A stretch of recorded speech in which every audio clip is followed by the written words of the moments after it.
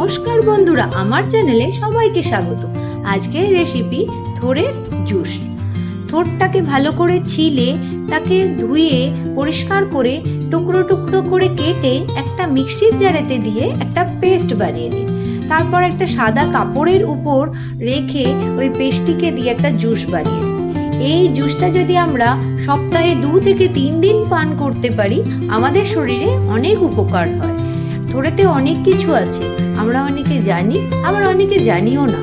এই থোড়েতে আছে প্রচুর পরিমাণে পটাশিয়াম, ভিটামিন B6, ফাইবার, এমনকি ওয়েট লস করতেও থোড়ের রস অনেক উপকার। শরীরকে ডিটক্সও করে থোড়ের রস।